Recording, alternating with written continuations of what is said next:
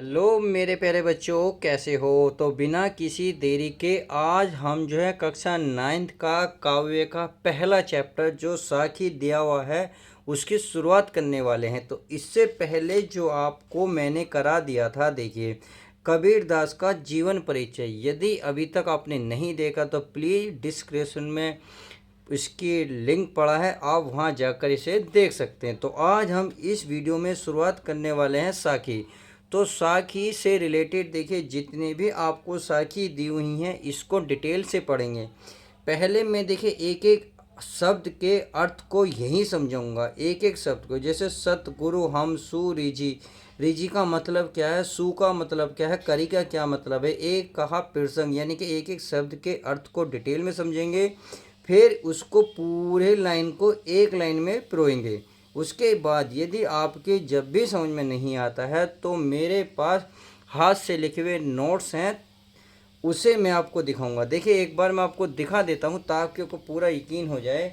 हाँ सर, आप सही कह रहे हैं। देखिए हाथ से लिखे हुए नोट्स ये रहे। जैसे चैप्टर नंबर 1 है साकी और ये पहला वाला है। तो पहले हम क्या करेंगे माय डियर स्टूडेंट, पहले हम इसको डिटेल से पढ़ेंगे, ध्यान से पढ़ेंगे, जब जाकर हम उसको नोट्स को समझेंगे ताकि समझ में भी आ जाए। और जो बच्चे नोट्स बनाना चाहें वो नोट्स बना ले। तो माय डियर स्टूडेंट एक एक के पॉइंट को पढ़ते हैं।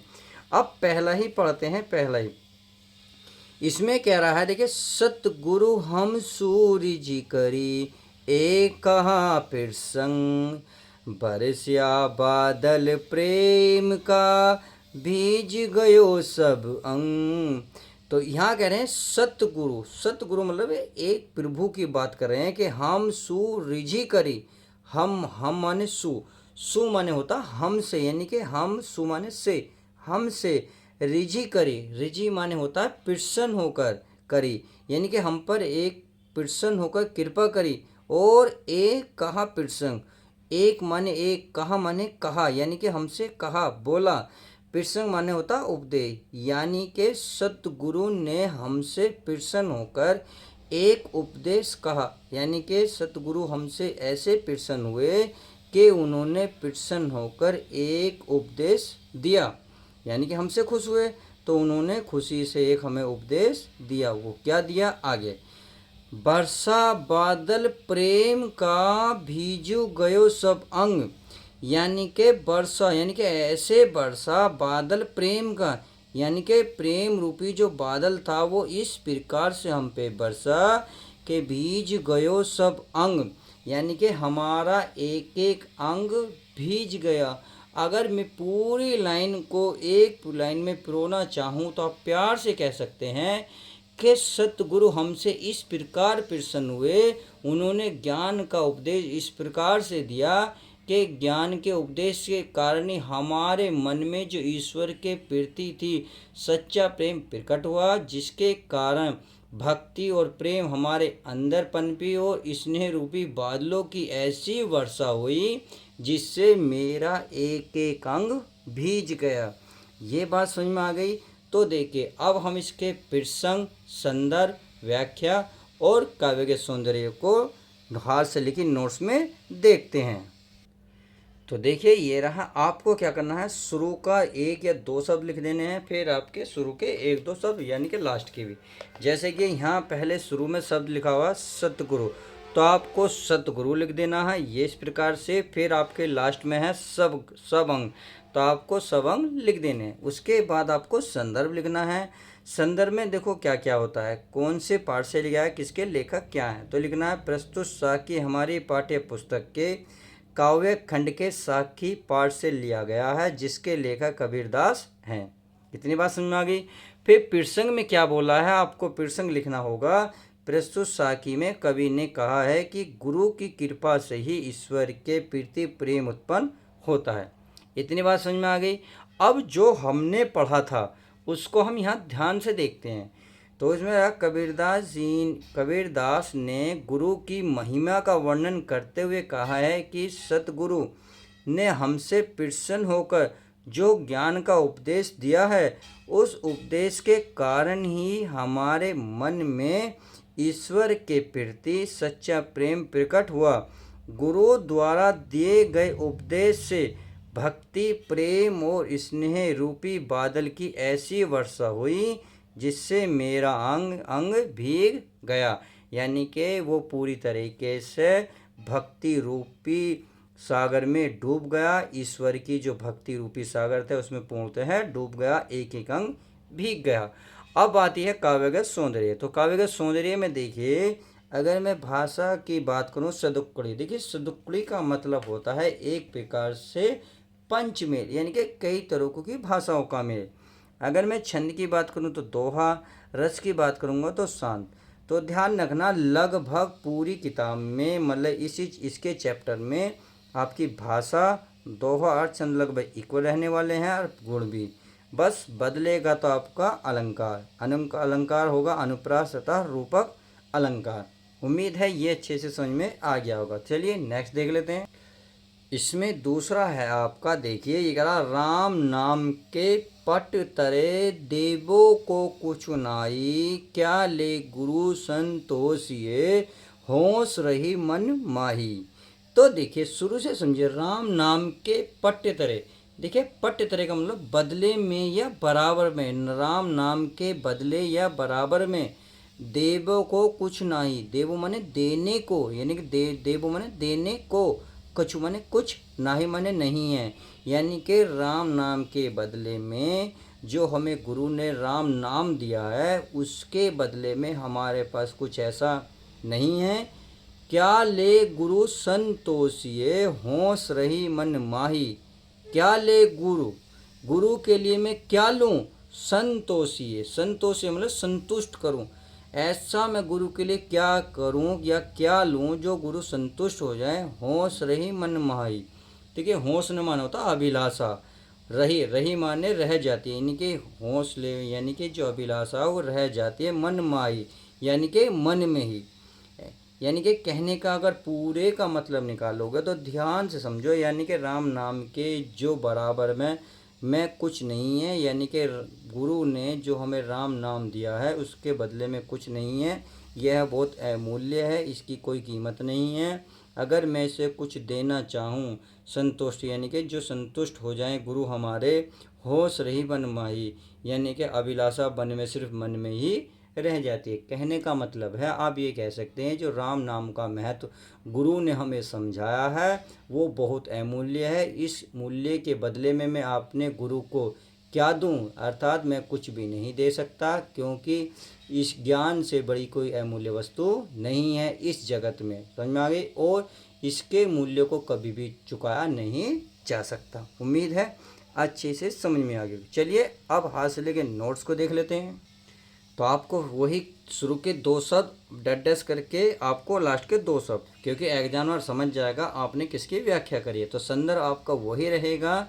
मैंने बार बार इसलिए लिखा, बार बार रिपीट हो जाए, आपको अच्छा लगे, यानी कि आपको पढ़ते पढ़ते याद हो जाए। अब प्रसंग देख लेते हैं। देखिए प्रसंग सबका प्यारे बच्चों अलग ही रहेगा। तो इसमें देख लीजिए मात्रा गलत होगी, वो छोटी आएगी। प्रस्तुत साखी में कबीरदास जी ने राम नाम की महत्ता का वर्णन किया है। अब व्याख्या देख लेते हैं।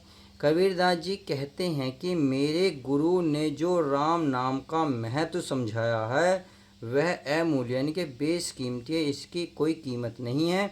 इस अमूल्य ज्ञान के बदले मैं अपने गुरु को दक्षिणा के रूप में क्या दूं जिससे मुझे संतोष की प्राप्ति हो, क्योंकि ज्ञान से बड़ी मूल्यवान वस्तु इस जगत में यानी कि संसार में कुछ नहीं है और इसके मूल्य को कभी नहीं छुपाया जा सकता।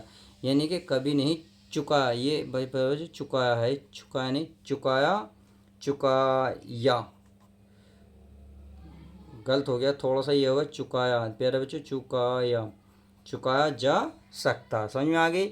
अगर मैं काव्यगत सौंदर्य की बात करूं तो काव्यगत सौंदर्य में आपको बताया था भाषा, छंद, रस और गुण लगभग एक जैसे रहेंगे। बदलेगा तो आपका अलंकार। तो अलंकार इसमें कौन सा है? अनुप्रास। चलिए आप तीसरा देख लेते हैं। तो तीसरा हमारा क्या कहता है, देखिए इसको पढ़ लेते हैं ध्यान से। ये बोल रहा है हमारा कि ज्ञान प्रकाश्य गुरु मिलिया। ज्ञान का जो प्रकाश है यानी कि ज्ञान माने ज्ञान, प्रकाश्य माने ज्ञान का जो प्रकाश है, गुरु मिलिया, गुरु माने गुरु, अमिलिया माने मिल गया। जब गुरु मिलता है तभी हमारे प्रकाश होता है, यानी कि ज्ञान का प्रकाश होता है हमारे अंदर। सो जिनी बीसरी जाई, जब गोविंद कृपा कई, तब गुरु मिलिया आई। तो देखिए सो जिनी, देखिए सो जिनी आपके हर एक मतलब का होगा। सो माने इसलिए, जिनी माने होता नहीं, यानी कि इसलिए नहीं, बीसरिए, बीसरी माने भुलाया, जाई माने चाहिए, यानी कि इसलिए हमें गुरु को भुलाना नहीं चाहिए कि गुरु मिल गया और हमें ज्ञान का प्रकाश हो गया तो हमें इसलिए गुरु को भूल जाना चाहिए। जब गोविंद कृपा करी, जब गोविंद माने कि जब ईश्वर की कृपा होगी तब गुरु मिलिया आई, तब हमें गुरु मिलिया माने मिल गया, मिलेगा, आई, यानी कि तब हमें गुरु, देखिए तब हमें गुरु मिलेगा। कहने का मतलब ये है, अगर आप पूरी लाइन को ध्यान से समझोगे, एक एक पॉइंट को, तो इसका मतलब प्यारे बच्चों ये निकलेगा कि सच्चा अगर गुरु मिल गया तो हमें हमारे जो चारों ओर ज्ञान का प्रकाश फैल जाएगा। अब ये नहीं है कि गुरु मिल गया तो हमें उन्हें भूल जाना चाहिए, अतः हमें गुरु को हमें भूलना नहीं चाहिए, उसे कभी नहीं भूलना चाहिए। आगे कभी की अगर मैं बातें करूं तो मुझे कह रहे हैं सच्चा गुरु तभी मिल जाता है जब गुरु यानी कि ईश्वर की कृपा हो जाए, तभी हमें गुरु मिलेगा, जब यानी कि गोविंद माने गुरु की कृपा हो जाए। चलिए अब हाथ से लेके नोट्स देख लेते हैं। तो तीसरा हमारा है ज्ञान प्रकाश्य, फिर डैश कर देना मिलिया आई। संदर्भ आपका वही रहेगा, प्रस्तुति की मात्रा मिस्टेक हो गई है। साखी हमारी पाठ्य पुस्तक के काव्य खंड के साखी पाठ से लिया गया है, इसके लेखक कबीरदास हैं। अब आगे देखते हैं। प्रसंग में कबीर जी कहते हैं कि ईश्वर की कृपा के फलस्वरूप ही गुरु की प्राप्ति होती है। अगर मैं व्याख्या की बात करूं, देखिए व्याख्या देख लेते हैं। कबीरदास जी कहते हैं कि सच्चा गुरु मिलने पर चारों ओर ज्ञान का प्रकाश फैलता है। जो गुरु हमें ज्ञान देता है उसे कभी नहीं भूलना चाहिए। कबीर कहते हैं, यानी कि कबीरदास जी कहते हैं कि मुझे सच्चा गुरु तभी मिला जब ईश्वर की कृपा हुई। उम्मीद है ये बात अच्छे से समझ में आ गई होगी। काव्य के सौंदर्य में सब कुछ वही रहेगा, बदलेगा तो अलंकार, अलंकार इसमें क्या होगा, अनुप्रास। चलिए अब नेक्स्ट देख लेते हैं। चलिए इसे देख लेते हैं आगे हमारा क्या कह रहा है। कुछ ये चौथा ये कह रहा, माया दीपक नर पतंग भिरमी भिरमिट इवे पड़ंत, कहे कबीर गुर ज्ञान ते एक आध उबरंत। देखिए ये कह रहा माया दीपक, कहने का मतलब है माया दीपक यानी कि ये संसार जो है माया दीपक के समान है, और नर पतंग यानी कि जो और मनुष्य है ये आपके पतंगों के समान है। भिरमी भिरमी इवे पड़ंत, भिरमी भिरमी का मतलब होता है भ्रमित होकर, यानी कि हर बार भ्रमित होकर। इवे पड़ंत, इवे माने इसमें पड़ जाता है, इवे पड़ंत माने इसमें पड़ जाता है, यानी कि इसमें मोह माया में फंस जाता है।